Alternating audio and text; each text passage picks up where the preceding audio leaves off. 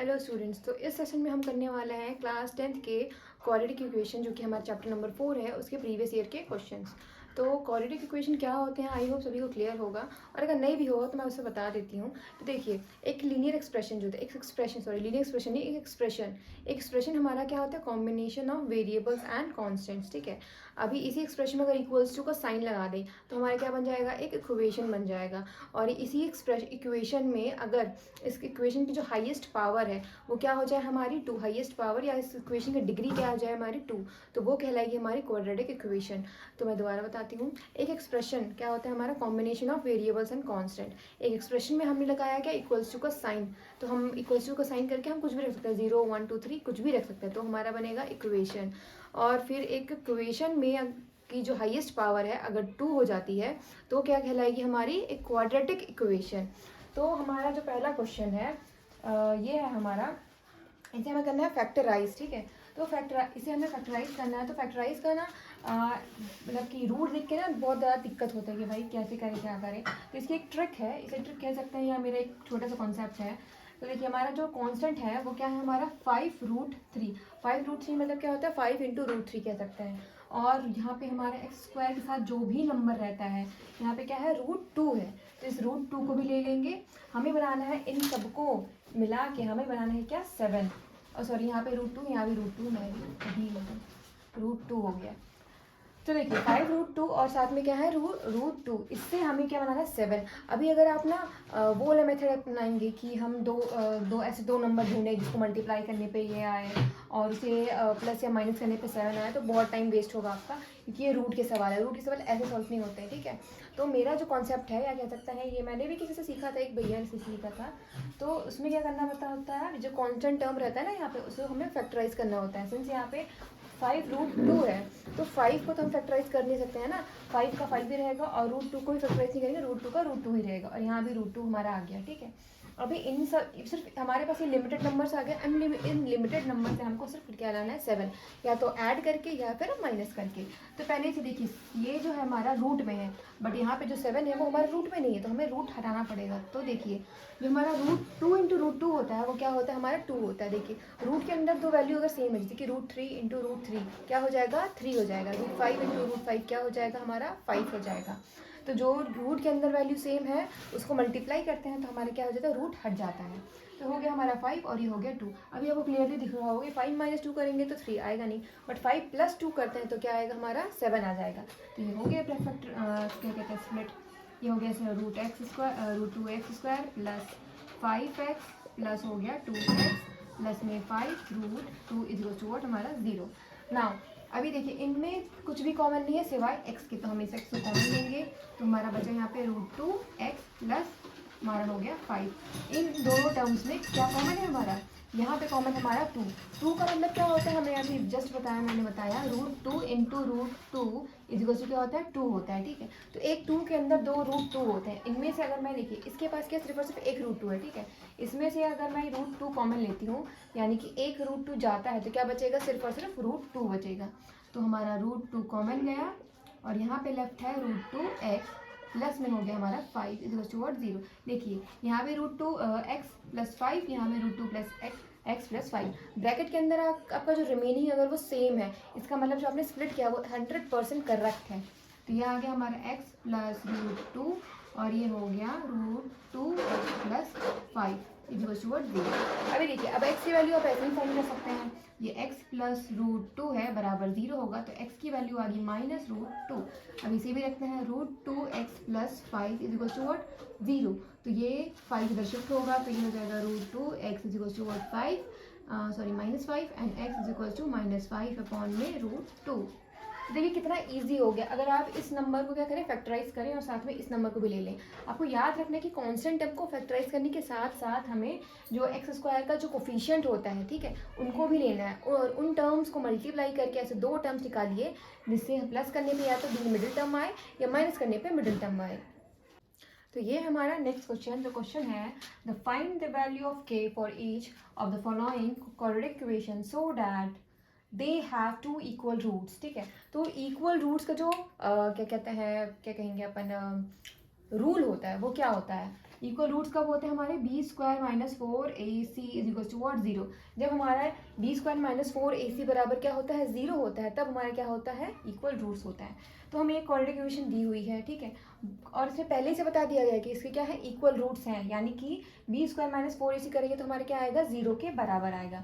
हमें value find करनी है किसकी, के की। तो बस हमें इसको हमारा जो स्टैंडर्ड क्वाड्रेटिक इक्वेशन है जो कि हमारा ax square plus b x plus c is equal to 0, इसे कंपेयर करते हुए सारी वैल्यूज निकालना है, ठीक है। तो a की वैल्यू क्या है यहाँ पे, कंपेयर करने पे आई हमारी 2, b की वैल्यू कंपेयर करने पे आई हमारी k, और c की वैल्यू कंपेयर करने पे आई हमारी 3। तो इस वैल्यूज को एक इक्वेशन में क्या करना है, पुट करना है। तो b का स्क्वायर, b हमारा k, तो हो जाएगा k का स्क्वायर माइनस 4, a की वैल्यू हमारी कितनी 2, तो हमने लिखा यहाँ 2, और b की वैल्यू, c की वैल्यू कितनी हमारी 3, तो हमने रखा यहाँ पे 3 इज इक्वल टू व्हाट 0। तो ये हो गया k स्क्वायर। अब इसको मल्टीप्लाई करने पे कितना आएगा, 4 2 जा 8 और 8 3 जा 24, तो आ गई हमारा 24 इज इक्वल टू व्हाट 0। इसको इधर भेजेंगे तो k square is equal to what minus का हो गया प्लस 24। अब ये हो गया k की वैल्यू क्या होगी, 24 तो किसी का स्क्वायर होता नहीं है, तो ये किसका स्क्वायर होता है, कैसे फाइंड करें, इसे करें यहाँ फैक्टराइज। देखिए अलजेब्रा जो है ना, अलजेब्रा के लगभग सारे क्वेश्चन हम फैक्टराइजेशन से कर सकते हैं। देखिए फैक्टराइजेशन में तो हमको फैक्टराइज करना ही पड़ता है, ठीक है, जैसे मैंने बताया कांस्टेंट टर्म का। इसको भी क्या करेंगे, जब हमारे के स्क्वायर की वैल्यू दी होती है और ऐसी वैल्यू दी होती है जिसका हमें स्क्वायर, जो किसका स्क्वायर हमें नहीं पता, तो हमें उसको भी फैक्टराइज करके उसकी वैल्यू निकाल सकते हैं। तो देखिए कितना आया यहाँ 12, फिर उसके बाद आएगा 6, फिर आएगा 2, और ये आ गया हमारा 3। तो देखिए इसका बस पेयर बन रहा है तो 2 बाहर, और ये सब जो बचा हमारा 2, और ये जो 3 बचा ये हमारे अंडर रूट में चले जाएंगे, तो ये आ जाएगा हमारे कितना 6। तो 2√6 जो है इसका स्क्वायर होता है हमारा कितना 24, और यही हमारी के की वैल्यू आ गई। तो चलिए चलते हैं अपने, तो ये हमारा नेक्स्ट क्वेश्चन। तो क्वेश्चन कहता है, ये एक वर्ड प्रॉब्लम है, तो वर्ड प्रॉब्लम से ना बच्चे बड़े घबरा जाते हैं। तो बेटा अगर आपकी इंग्लिश अच्छी है, अगर आपकी अंडरस्टैंडिंग पावर अच्छी है, ठीक है, तो ये आप बहुत आराम से सॉल्व कर सकते हैं। मेरी भी इंग्लिश कोई बहुत अच्छी नहीं है, मैं भी बहुत एवरेज स्टूडेंट हूँ इंग्लिश के मामले में, भले मैथ्स में थोड़ी सी ठीक हूँ मैं, बट इंग्लिश मेरी भी एवरेज है, बट मेरी थोड़ी अंडरस्टैंडिंग पावर जो थी वो ठीक थी, इस कारण मेरे को ये सॉल्व करने में आसान पड़ता था। ओके, सो क्वेश्चन है, is it possible to design a rectangular park of parameter 80 metre, okay 80 metre, ठीक है, 80 metre and area 400 square kilometre, ठीक है। इफ सो हमें फाइंड करना है क्या, लेंथ एंड ब्रेथ, ठीक है। पैरामीटर दिया हुआ that is 80 and area is given what 400, ठीक है। तो देखिए पैरामीटर को p लिखते हैं जो कि हमारे कितना 80। पैरामीटर का फॉर्मूला क्या होता है हमारा 2 इंटू एल प्लस बी, तो ये हो गया बराबर 80 के, तो इसको अगर इधर भेजेंगे तो हमारा l प्लस बी बराबर कितना आएगा 40। Now area is what, area है हमारा 400, ठीक है। एरिया का फॉर्मूला होता है l into b is equal to what 400। अभी यहाँ से हम इस इक्वेशन से हम आइदर हम ब्रेथ की, आइदर हम और हम हमारी लेंथ की वैल्यू फाइंड कर सकते हैं। तो हम लेंथ निकालते हैं, l is equal to what 40 minus हमारा हो गया b, ठीक है। इन वैल्यूज़ को हम एक्स वैक्स नहीं करेंगे, हम ऐसे एल बी में ही रहने देंगे तो कन्फ्यूजन नहीं होगा, ठीक है। l की वैल्यू इतनी आ गई, तो l की जगह पे हम रखेंगे 40 माइनस b, और ये हो गया इंटू में हमारा b is equal to what 400। देखिए जब आप एग्जाम में करेंगे तो थोड़ा सिस्टमैटिक वे में करना पड़ेगा, यानी कि तरीका आपका यही रहेगा, बट आपको लिखना पड़ेगा थोड़ा सा स्टेटमेंट, जो कि मुझे बिल्कुल पसंद नहीं लिखना, इसलिए मैं लिख नहीं रही हूँ। आप डायरेक्टली इसको सॉल्व करने बट बैठना, स्टेटमेंट एक आध लिख देना, यहीं से लिख देना ये कि parameter of rectangular park is 80, then area of rectangular park is 400, then उसके बाद अकॉर्डिंग टू क्वेश्चन डालो और फिर शुरू हो जाओ। उसके बाद फिर ये लिखना है आपको, पी नहीं लिखना, पैरामीटर लिखना, okay. Parameter of this equals to 80, तो फिर उसके बाद इसको आगे सॉल्व करना। उसके बाद हमारा सेम रहेगा, बस उसको वहाँ पे 2 लाइन लिखना पड़ता है, ठीक है। तो वो 2 लाइन आपका काम है, वो आप करें, और बाकी मेरा काम है बताना, तो ये मैं कर रही हूँ, ओके। सो ये इसके अंदर मल्टीप्लाई होगा तो ये हो जाएगा आपका 40p, और ये इसमें मल्टीप्लाई होगा तो b स्क्वायर आ जाएगा, ये हो गया हमारा 400, ओके।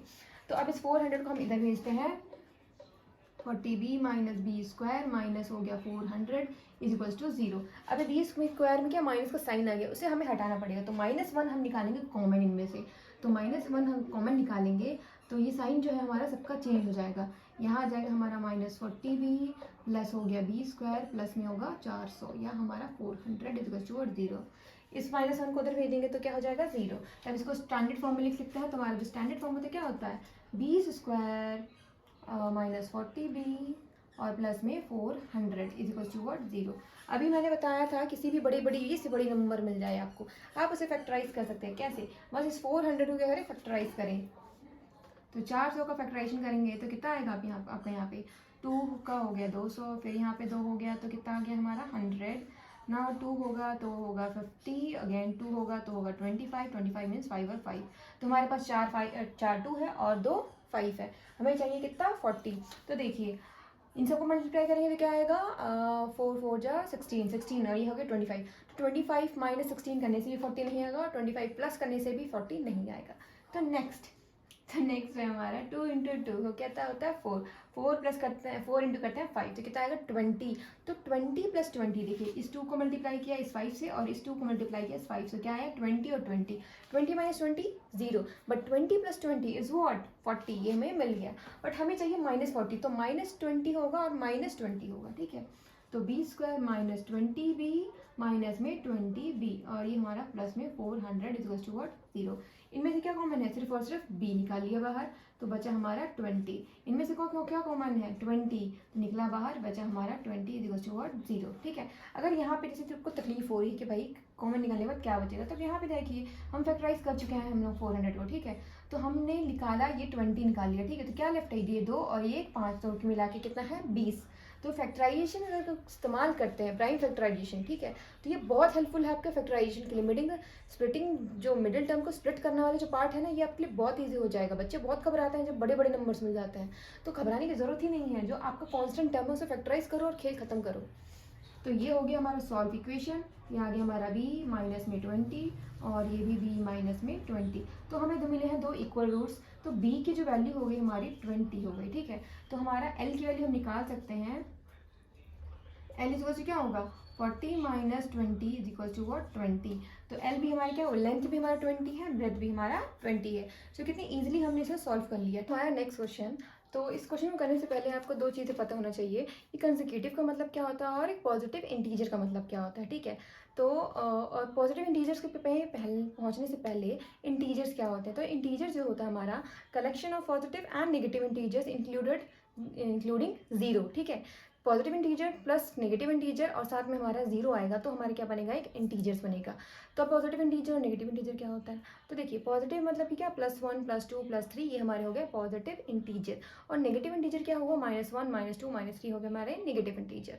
तो नेक्स्ट है वो पता होना चाहिए क्या हमारा कॉन्सेक्यूटिव का मतलब क्या होता है। तो कॉन्सेक्यूटिव का मतलब होता है लगातार, यानी कि अगर पहला नंबर हमारा x है तो नेक्स्ट नंबर क्या आएगा 2, पहला नंबर 1 है तो नेक्स्ट नंबर क्या आएगा 2 आएगा, इसके बाद 3 आएगा। तो ये हमारे लगातार है 1 2 3 4, ये क्या हमारे कंसेक्यूटिव नंबर्स।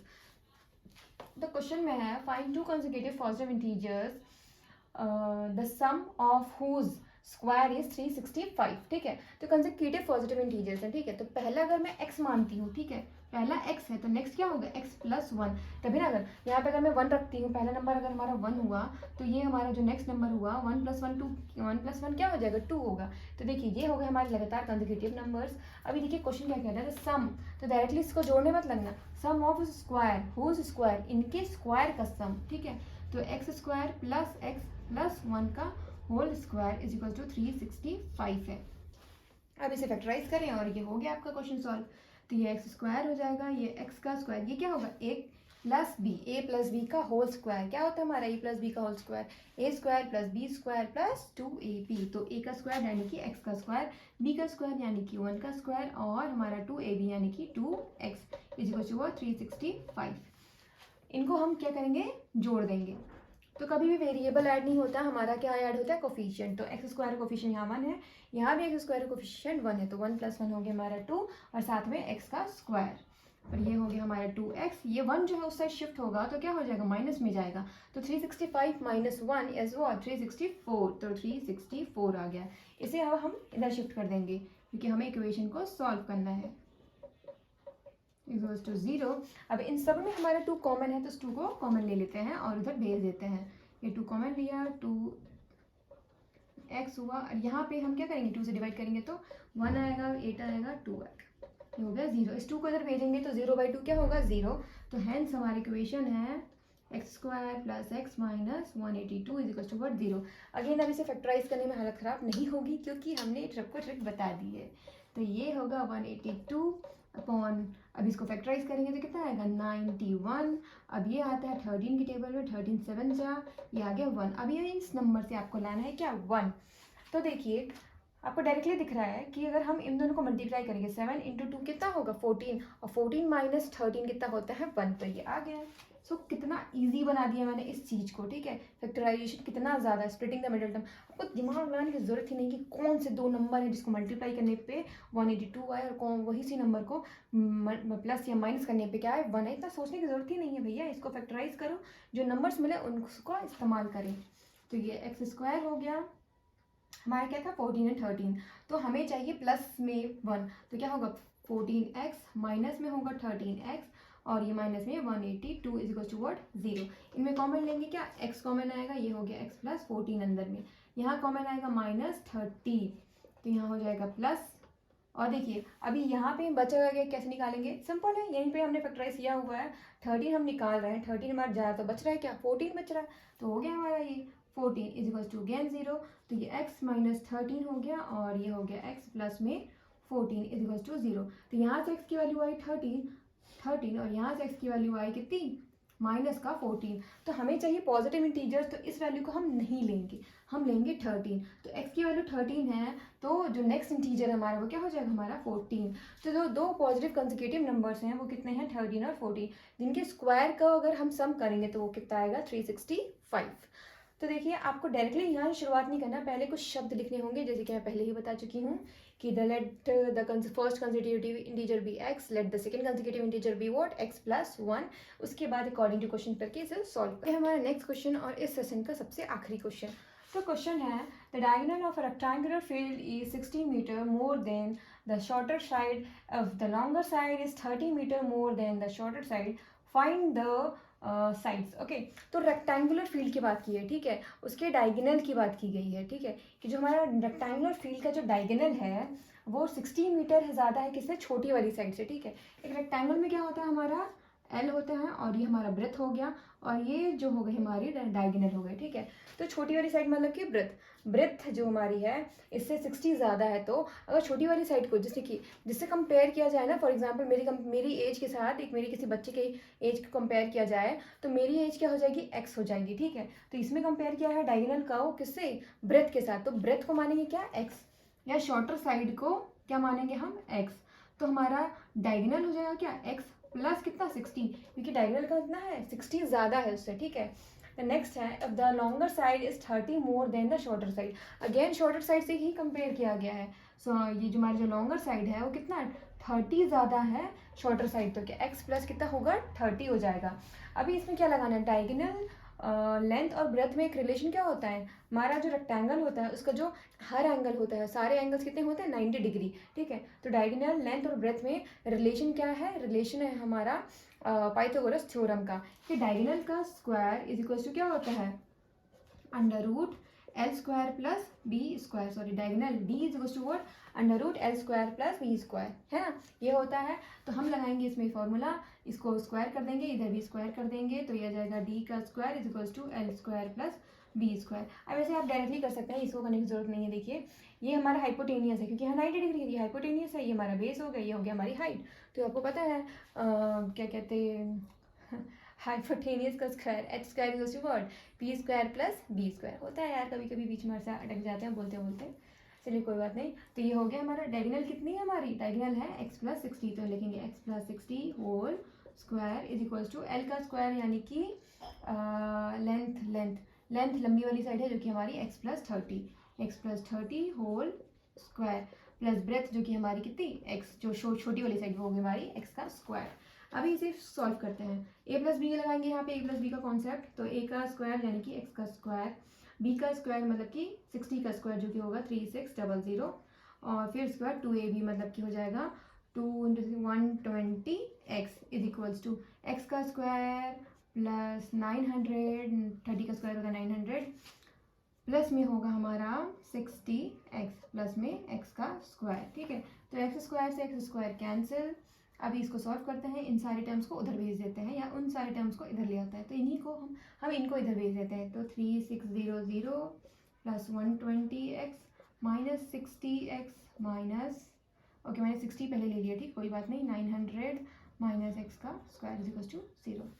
तो एक्स स्क्वायर को सबसे पहले लिखेंगे माइनस एक्स का स्क्वायर 369 3600 से 900 माइनस करेंगे तो कितना आएगा, प्लस में 2700 और ये हमारा ये दोनों माइनस होके आएंगे कितने, प्लस का 60 x इज इक्वल्स टू 0। तो हमारी जो इक्वेशन है, हमारी इक्वेशन हमें मिल चुकी है। बट इस इक्वेशन में एक्स स्क्वायर में क्या आ गया, माइनस आ गया, तो माइनस निकालेंगे कॉमन, तो यहाँ क्या बचेगा एक्स स्क्वायर, यहाँ बचेगा माइनस का 60x और ये माइनस का 2700 और ये हो गया 0 0 0 और ये हो गया 0।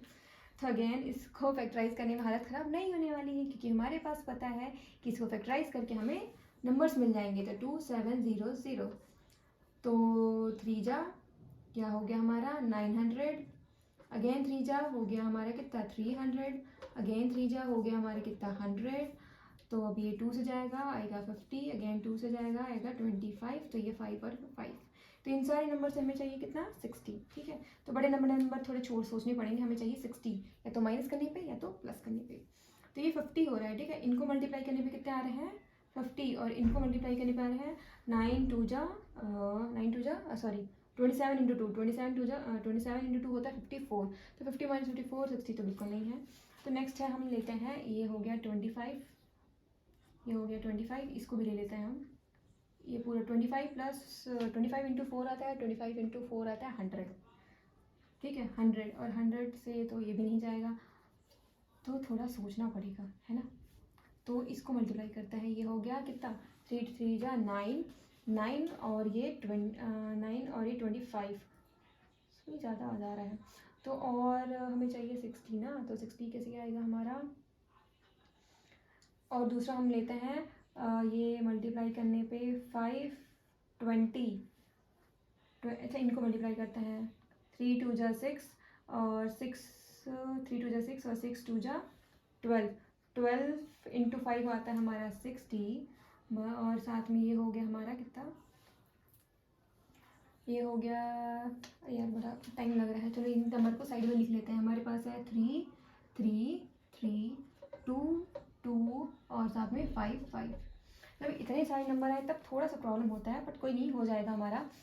तो देखिए ये हो गया हमारा कितना 10, ठीक है, 10 में इंटू करता है इसको 9, 10 में इंटू किया 9, 10 इंटू 9 हुआ कितना 90, और ये हो गया 10 और ये होगा ये कितना 10 इंटू 3 होगा 30, 30 माइनस 90 माइनस 30 आ गया हमारा 60। तो थोड़ा सा टाइम लगा मुझे, लेकिन देखिए ये हो गया सॉल्व है ना, तो लेकिन उतना ज़्यादा दिमाग लगाने से इतना, ठीक 2700 है, सोचने पे भी मतलब हालत ख़राब होगी। हमारे पास कम नंबर से थोड़ा कम टाइम लगा, एग्जाम में तो ये नहीं आएगा, क्लिक ही नहीं होगा, कम से कम हमारे पास लिमिटेड नंबर है तो हमने सॉल्व कर लिए।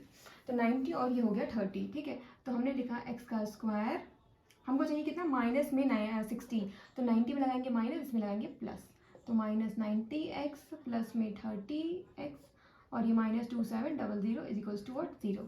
अभी इनमें से कॉमन लेंगे, तो x निकाला कॉमन, तो बचा x माइनस 90, यहाँ से कॉमन क्या आएगा, यहाँ से कॉमन आएगा हमारा 30 कॉमन आएगा, तो देखिए यहाँ से अगर मैं 30 ले लेंगे तो क्या बच रहा है हमारा 90 बच रहा है, तो ये हो गया 90 इज इक्वल्स टू 0।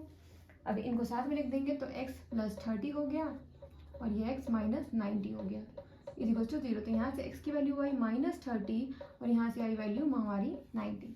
तो क्वेश्चन में जो डिस्टेंस है हमारी या लेंथ ब्रेथ हो वो कभी भी नेगेटिव होती नहीं है, तो डेफिनेटली ये तो कैंसिल हो गया, x की वैल्यू कितनी आ गई 90, तो x तो हमारा shorter side is equal to होगा 90, तो लॉन्गर साइड क्या होगा, लॉन्गर साइड क्या था हमारा x प्लस 30, तो ये हो गया 120, और जो हमारा डायगोनल था, डायगोनल क्या हो जाएगा हमारा 90 प्लस 60, तो कितना होगा 150।